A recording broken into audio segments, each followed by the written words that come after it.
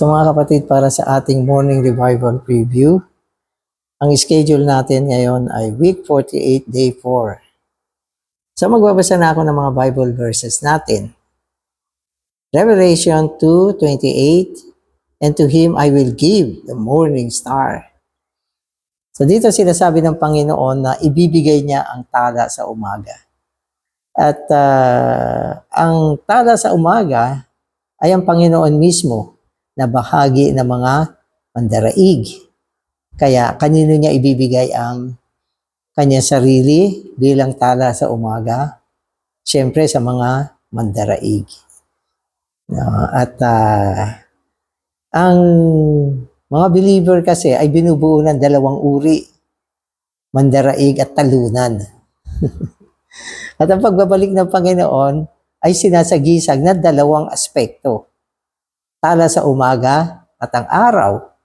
Ang tala sa umaga ay sagisag ng kanyang sikretong pagbabalik at ito ay bahagi ng mga mandaraig. At ang kanyang aspekto bilang araw, sun or sun of righteousness, ay aspekto ng kanyang bukas na pagbabalik, pampublikong pagbabalik, na kung saan siya ay makikita bilang katulad ng araw. No? Na ang ibig sabihin ay lahat makikita siya. So yan. Kaya napakapalad ng mga believer na makakaranas sa Kanya, makakatanggap sa Kanya bilang isang tala sa umaga. 2 Timothy 4:8, henceforth, there is laid up for me the crown of righteousness, with which the Lord, the righteous judge, will recompense me in that day, and not only me, but also all those who have loved His appearing. Actually, itong verse na ito ay isang declaration ni Paul bago siya na martyr. So, bago na martyr si Paul, dineclare niya na siya ay isang mandaraig, na meron na siyang putong ng katwiran na naihanda sa kanya. Diba? Na ibibigay sa kanya ng Panginoon ang matuwid na hukom. At ito ay kabayaran sa araw na yaon. No? At sinabi niya, hindi lang naman para sa kanya, kundi ganun din yaong mga nagmamahal sa kanyang pagpapakita. So kung nagmamahal ka sa pagpapakita ng Panginoon, meron kang espiritu ng mandaraig. So yan ay isang, pwede kong sabihin, katibayan na panloob. So kumusta? Pag binanggit ang pagbabalik ng Panginoon, anong feeling mo dyan? Kapag ang feeling mo ay takot ka, nako, ibig sabihin, hindi ka pa umabot sa espiritu ng pagiging mandaraig. Pag sinabi mo na hindi ka interesado, hindi ka pa nga umabot sa estado ng pagiging mandaraig. Dapat ang feeling mo, mahal mo ang kanyang pagpapakita. At syempre ito, hindi naman pwedeng dayain. Mahal mo, takot ka, hindi ka interesado, alam mo yung sitwasyon mo. Pero pinapaalala lang natin na ang mga mandaraig ay ang nagmamahal sa pagpapakita ng Panginoon. Sana umabot tayo dyan. We love the word by giving heed to it until something within is dawning and rising in our heart. Not the knowledge, not the written code, but the breaking through of day, the rising of the shining star. Amen. So doon sa verse na binasa natin kanina, sabi diyan, ibibigay ko ang tala sa umaga. Dito naman, sa binasa natin, ang tala sa umaga ay resulta ng pagbibigay pansin, pagbibigay diin, pagiging interesado, pag-aaral sa salita, lalo na sa salita ng propesiya. So kung ang salita ng propesiya ay pinapahalagahan mo. Binabasa mo, pray read mo, pinahayaan mo na ito ay maging gabay mo, maging ilawan mo sa panahon na ito. Yan ay magre-resulta sa pagsilay ng tala sa umaga mula sa ating mga puso. At yan ay ang espesyal na karanasan sa Panginoon na aabot hanggang sa kanyang pagbabalik. Ang ganda nito. So yung tala sa umaga, binibigay siya bilang isang damdamin na tayo ay handa na sa pagbabalik ng Panginoon. Amen. Sometimes we may take the Bible, read it, and feel that we receive nothing. Other times, however, when we open our heart and give heed to this prophetic word, something within is shining, rising, dawning, breaking through. While we are reading the verses of the Bible, there is a sense deep within of enlightening, of shining, and this shining creates a love toward the Lord Jesus. Amen. So dito dinadala tayo, so mga kapatid. Pinapakita sa atin ang karanasan ng shining star. So sa simula, sinasabi niya, may mga panahon na nagbabasa tayo ng Biblia, pero wala tayong nararamdaman. Parang wala lang. Pinapakiramdaman natin, maaaring mahal natin ang salita, pero nung binabasa natin siya, parang wala tayong nararamdaman. Pero meron naman mga pagkakataon, na kapag ang ating puso ay talaga nabuksan natin sa prophetic word. Nabuksan natin siya. Habang pinipray read mo yung salita, pinipray read mo siya, pinakamainam kasi pinipray read siya. Binabasa dalangin. At habang binabasa dalangin mo ito, nakakadama ka ng pagsinag mula sa kalooban mo. Para mayroong araw na sumisinag dyan. Mayroong liwanag na sumisilay sa iyong damdamin. Para ba nagkakaroon ng isang pagbubukang liwayway sa kalooban mo. Habang tinatamasa mo yung salita. Okay? At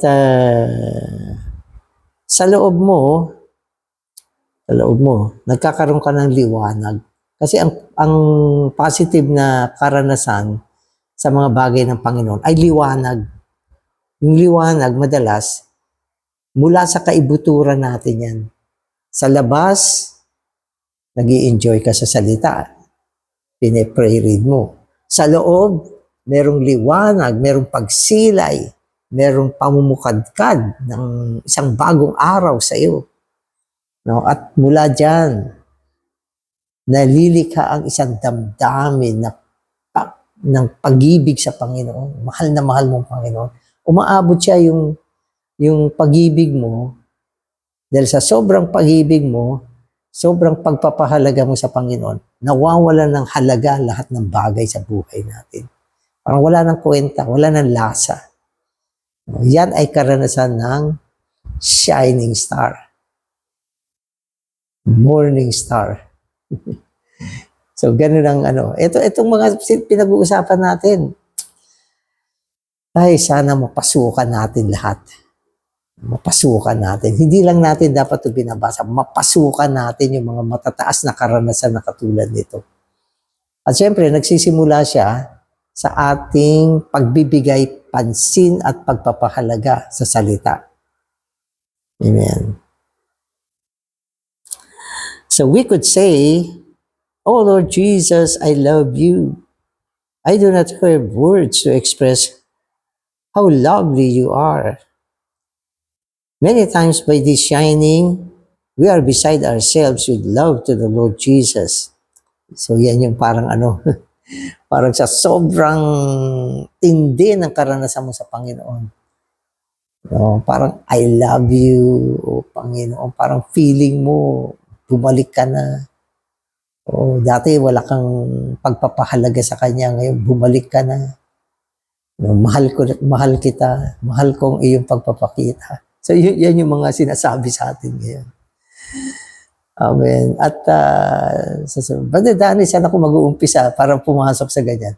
Sa salita. Buksan mo ang Biblia mo. Umpisa mo magbasa dalangin. No? Namnamin ang salita. Hindi ko alam gaano katagal yan. Minsan hindi natin napapansin. Hanggang madala ka. Okay, sa isang pandaman ng liwanag mula sa kalooban. Hanggang makalikha siya ng isang damdamin ng matinding pag-ibig sa Panginoon. Hanggang sa bibig mo lumalabas ang salita ng pagpapahalaga mo sa Panginoon. No? At ito ay isang karanasan ng morning star. At ito ay dapat umabot hanggang sa pagbalik ng Panginoon. Ibig sabihin, once na napasukan mo yung ganyang karanasan, palaging ganyan. So, ibig sabihin, meron kang karanasan ng pagiging isang mandaraig. Kasi morning star na yung iyong karanasan. So today's reading na ako. In 2 Peter 1:19, Peter is speaking both of a spiritual day and the day of the Lord's coming. So merong spiritual day. Ang spiritual day, yun yung mga araw na bago dumating ang Panginoon, nagkakaroon ka ng karanasan sa tala sa umaga. Bunga ng pagtatamasa sa salita. So yan ang spiritual day na dapat meron tayo habang lumalapit ang pagbabalik ng Panginoon. Yun namang day of the Lord's coming, ito naman ang panahon na dumating na ang Panginoon at na-meet mo siya. Day of the Lord's coming.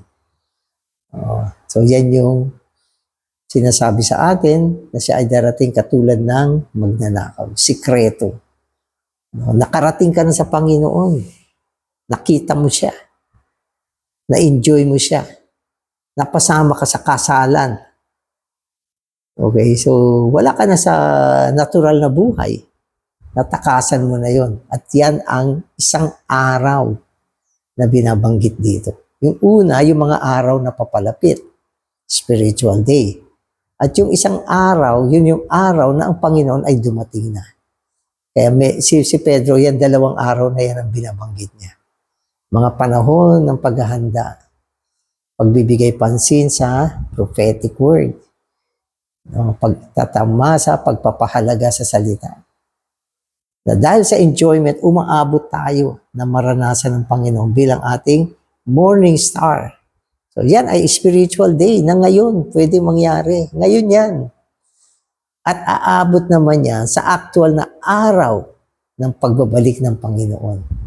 Na kung saan makakasama na natin siya. Okay, makikita natin siya sa isang sekretong paraan. Tayo ay makakapasok sa kasalan. Ecstasy. Rapture. Kasalan. Oo, so yan yung pagtatamasa sa pagbabalik ng Panginoon. 2 araw na, 2 uri ng araw. Amen. Many times, we were in darkness and came to the prophecies in the Bible. As we studied the prophecies, a lamp began to shine within us. Spontaneously, we had a sense that no longer we were in the night, but in the day. For a spiritual day had dawned within us. Amen. Kasi itong mundo ay mundo pa rin ng kadiliman. Hindi naman tayo naaalis dito. Nararamdaman mo pag ikaw ay nasa sense mo, ang dilim ng mundo, para ka nasa kapanahunan na ang oras ay gabi. Ganyan. So yan yung kondisyon natin sa mundo ngayon. Panahon ng gabi. Madilim ang sanlibutan, madilim ang lugar na kinalalagyan natin, madilim ang kapanahunan. Subalit sa gitna niyan, mga kapatid, sa gitna ng ganitong panahon, Nakakapasok tayo sa isang uri ng liwanag. No, na tila baga ito ay pagtikim sa darating na liwanag at kaluwalhatian sa panahon ng pagbalik ng Panginoon. Ibig sabihin, dinadala sa atin yung panahon na yun. No? At itong ganitong karanasan ay nararanasan natin sa loob ng ating espiritu. At nadadala natin siya sa ating pamumuhay. So, kailan ba pagbalik ng Panginoon? Wala pa, brother. Pero ang pamumuhay ko ngayon, parang andito ng Panginoon. Parang kasama ko na siya. Napakaliwanag, brother. Amen. Amen. How pleasant it is for the morning star to rise up in our hearts. Although there may be darkness all around us, within us, there is a morning star. Sa paligid, madilim. Sa loob, maliwanag. Anong meron? Morning star. So, yan yung sinasabi nating tamang karanasan habang papalapit ang Panginoon sa kanyang muling pagbabalik. So, huwag niyo isipin na yung pagbalik ng Panginoon, diyan lang tayo makakapasok sa mga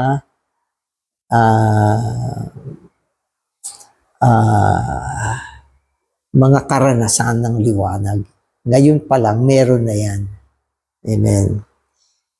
If we give heed to the prophecies of the Bible, we will experience a lamp shining within us. Anong meron? Pagpasok mo sa salita ng propesiya, pag naranasan mo yan, anong meron? Ilawan. Ilawan. Ito ay nagbibigay ng ilawan, lalo na sa ating mga paa. No? Ang ibig sabihin yan, lumalakad ka sa liwanag. No? Bakit ang ilawan na sa paa natin? Sapagkat tayo ay lumalakad sa liwanag sa pamamagitan ng salita ng propesiya ng Biblia. Enjoy the morning star rising in our hearts and have a spiritual day dawning within us. We may remain in this condition until the actual time comes when the Lord Jesus appears as the morning star and there is the dawning of the day with Him as the Son of Righteousness. Amen.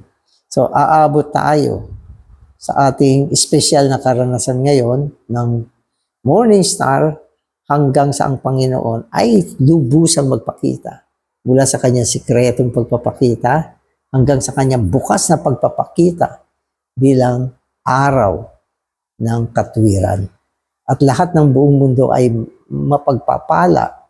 Bukas na, malinaw na, naiintindihan na lahat. Ang kaharian ay dumating na, isang kaharian ng pagpapakita. No, pero pwede natin sabihin, lahat ng ito ay nag-umpisa sa morning star. No, isang pagtatamasa sa Panginoon sa panahon na nandito pa tayo. No, may liwanag, merong pagsilay sa loob, okay, merong ilawan mula sa salita ng propesiya. So lahat ng yan, pinupuno tayo ng mga ganyang karanasan sa panahon na ito. No, ang linaw ng ating pananaw kung ano ang mga bagay na mangyayari. Hindi tayo naliligaw, hindi tayo natatakot, hindi tayo nag-aalala sa panahon na ito. Ano man mga sama ng panahon o mga balibalita, hindi tayo natitinag. Bakit? Sapagkat ang salita ng propesiya ay firm, matibay siya. Salita ito ng Diyos. At alam natin, lahat ng mga kaganapan na tinuro sa atin, bagamat hindi pa nangyayari, siguradong mangyayari. Sapagkat ang salita ay hindi pwedeng hindi maganap. Sabi ng Panginoon, ang langit at lupa ay lilipas, subalit ang aking mga salita ay mananatili.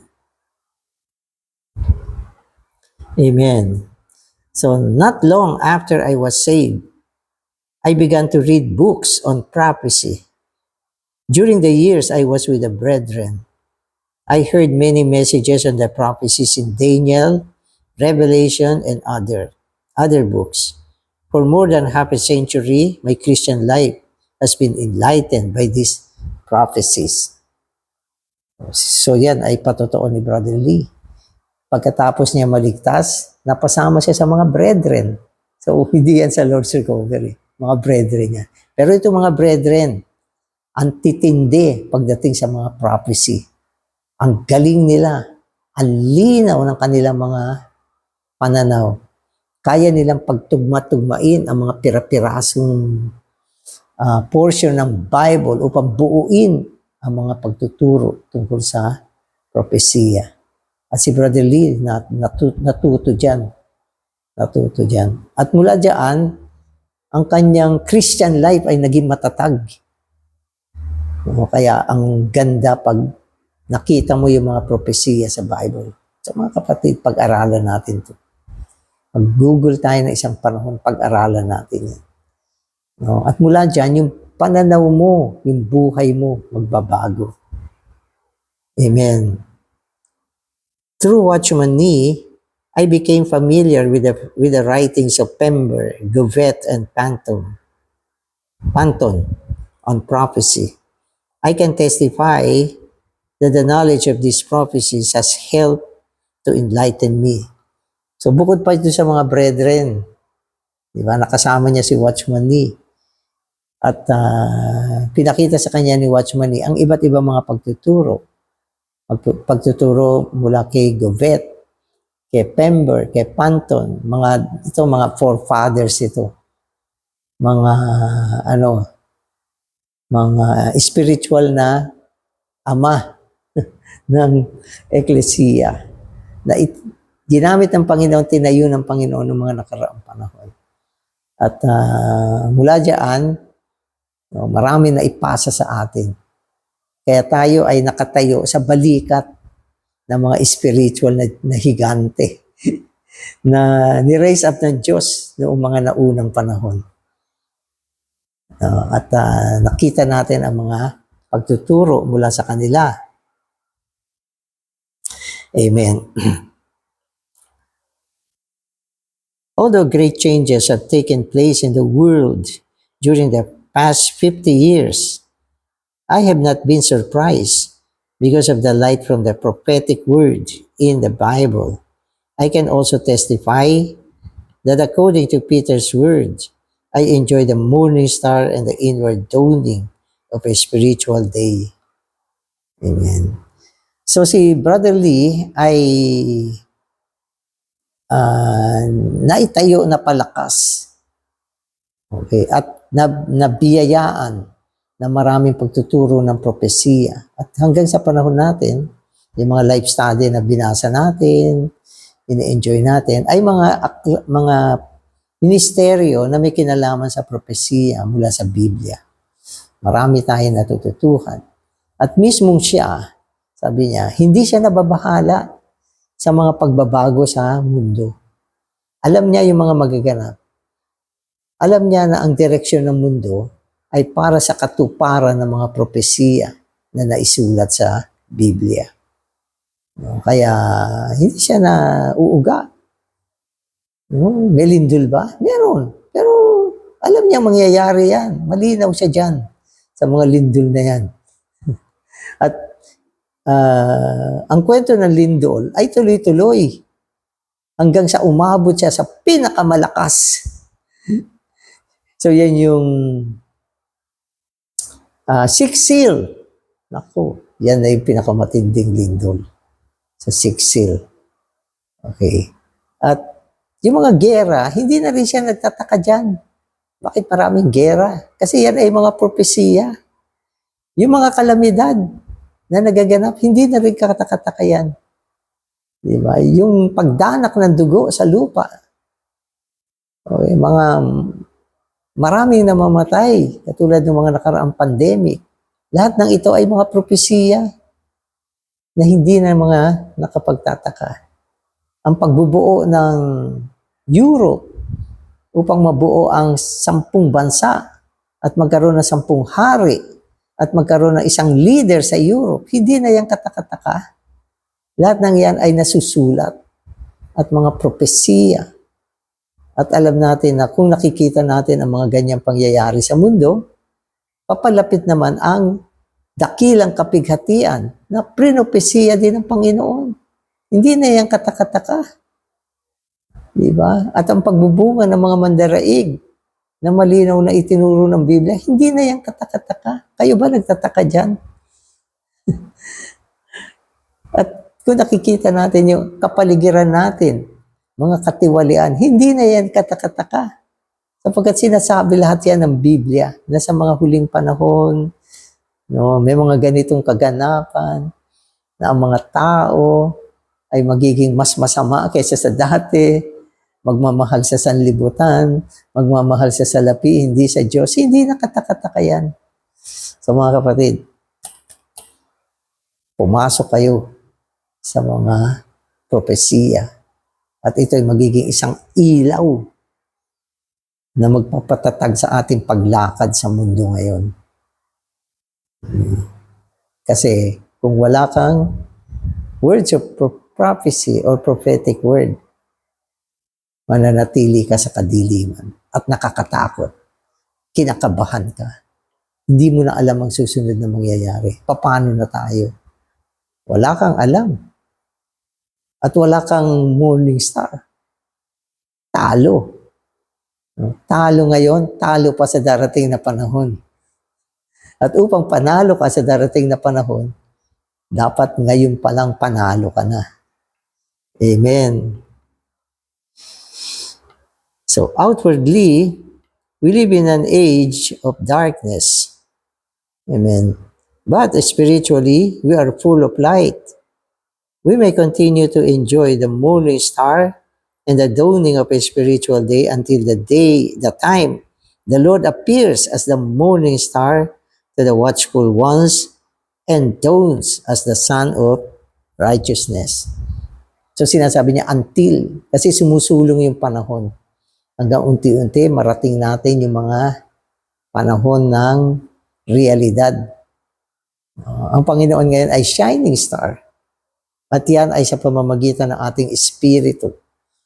Pero meron siyang actual na pagdating bilang shining star sa kanyang mga overcomer. Amen. Amen. Amen.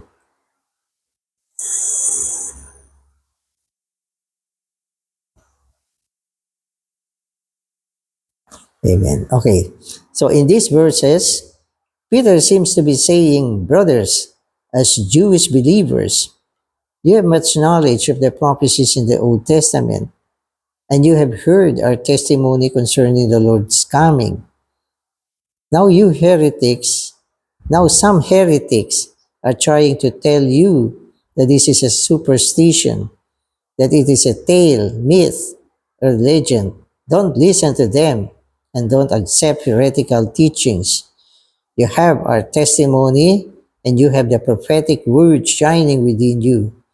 This prophetic word should shine within you until the day dawns and the morning star rises in your hearts. So ito ay mga salita na gustong sabihin ni Pedro sa mga Jewish brothers.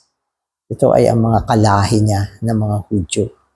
Na mga Hudyo ay magaling sa mga propesiya, lalo na sa lumang tipan. Magaling sila dyan. Alam nila ang kasulatan. Kaya nilang i-quote ang mga verses. Pero nung panahon na yan, yung mga Jew na kinakausap ni Peter, ay mga Jew na nanampalataya na rin sa Panginoon. At dahil sila ay nanampalataya na rin sa Panginoon, naniniwala sila sa pagbalik ng Panginoon. At sa gitna ng ganyang sitwasyon ng panahon na yun, merong mga heretical na tao, mga opposer, mga taong sumasalungat, mari mga Hudyo rin yan, o anumang mga klaseng tao yan, pero pinapalakas niya na huwag kayong makinig sa mga ganyang pagtuturo at mga ganyang tao. Sa mga kapatid, sa panahon ng kagustuhan ng Panginoon na tayo ay lalina ng mga katotohanan, no? At makaalam ng mga salita ng propesiya. So tandaan natin, aktibo rin na gumagawa si Satanas upang i-distract tayo. Mag-ingat tayo sa mga bulaang propeta, mga tao na nagtuturo ng salungat sa mga katotohanan na pinakita sa atin sa Biblia at pinakita rin sa atin sa pamamagitan ng pagtuturo ng propesiya. Kaya nawa, mapreserba tayo. Amen. Amen.